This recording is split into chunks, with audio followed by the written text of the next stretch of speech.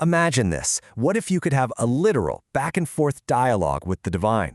And what if the very first thing you were told is that pretty much everything you thought you knew about how the world works is fundamentally backwards? It's a massive, provocative question, isn't it? It literally challenges the entire status quo of our human existence. Welcome to The Explainer. Today we're going to capture the essentials of a truly massive philosophical text in 8 minutes or less. We are going to explore a wild progression of ideas that promises to completely upend conventional wisdom. We'll start at the micro-level psychology of your own mind, zoom all the way out to planetary politics, and finally, look at cosmic consciousness itself. Our source material today is Neale Donald Walsch's Conversations with God, Book 2. And let me tell you, this is an extraordinary document. It doesn't just offer spiritual comfort, it proposes absolutely sweeping social, sexual, political, and theological revolutions for our planet. Okay, let's dive into this. Part 1. The Personal Reality, Time, and the Mind. So before we can even begin to understand the universe, the text argues that we really have to understand our own minds first. The book sets up this fascinating dichotomy. It says the mind reacts based strictly on past data and old experiences, while the soul creates completely anew in the present moment. Now, what's really interesting about this slide is how moving just one letter, that C, changes the entire meaning of the word.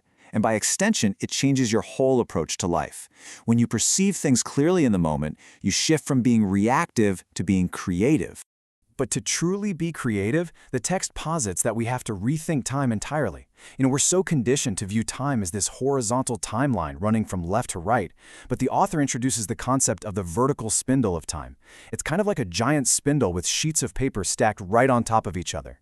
Every single sheet is an element of time, separate but existing simultaneously. The universe therefore actually operates in just one eternal moment of now. And this brings us to a brilliant little play on words from the text. When you are truly in the now, you're experiencing the present.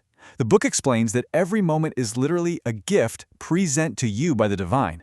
It arrives perfectly before you even had a conscious thought about it. The goal here is to experience this gift without instantly judging it based on your past. Now, let's see how this builds as we scale up from the individual to the entire world. Part 2. The Global Reality, Beyond Good, Evil, and Politics. As we zoom out to the global reality, the text tackles some really polarizing issues specifically designed to challenge our deepest beliefs. Take this statement, for example. Hitler went to heaven.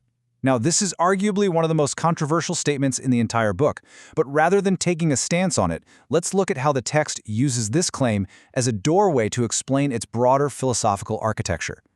It's basically trying to dismantle the traditional human concept of divine judgment, punishment, and eternal damnation.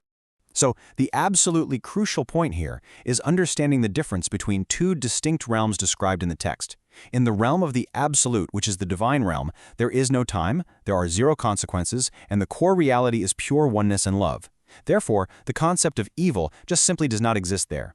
Contrast this with our earthly realm of relativity, where time is very linear, actions absolutely have direct consequences, and the human experience is completely defined by the illusion of separation. Because of this illusion of separation, the text actually outlines a geopolitical blueprint to heal the earth. The book calls for a massive paradigm shift where humanity completely abandons the concept of separation and instead adopts visibility, meaning an end to all secrecy and the practice of absolute truth-telling. It suggests forming a one-world political community where nations have an equal say and where the world's resources are shared proportionally to end human suffering. Part 3. Institutional Reality. Religion versus Spirituality. To achieve this global blueprint, the source material turns a really intense eye toward our human institutions. The text argues, quite aggressively actually, that organized religion has historically used fear, the threat of wrath, and the necessity of intermediaries to control populations. The proposed solution? A complete return to pure spirituality. Spirituality, as it's defined here, relies exclusively on the absolute law of love and teaches that you just have to trust your own, direct, unmediated connection to the divine. Part 4. The Cosmic Reality, A Grander Perspective. Expanding our scope to the boundless universe, the book describes the life cycle of the cosmos as this continuous, rhythmic cycle. Eon 1 brings the Big Bang, followed by rapid expansion. Eventually, those energies dissipate, and the universe contracts back into pure energy, only to repeat the whole cycle forever. And this brilliantly illustrates what the text poetically calls the breathing in and breathing out of God. It's a macrocosmic rhythm that perfectly mirrors the cycles of nature right here on Earth. Within this vast cosmic breathing, the text makes another fascinating and definitely provocative claim. It posits that humanity is not alone, and more importantly, that extraterrestrial beings, enlightened souls from highly evolved civilizations, are literally among us right now. Their stated purpose is to assist humanity in remembering its true identity and to help facilitate that massive shift in planetary consciousness we talked about earlier. Part 5. The Ultimate Truth, Oneness.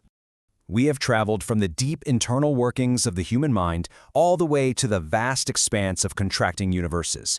But all of these micro and macro concepts, they converge into one ultimate core thesis: oneness. Nothing is separate. Every single person, every event, every cosmic breath is intimately interwoven into the fabric of the divine. If you are intrinsically connected to everything, well then how you live matters deeply.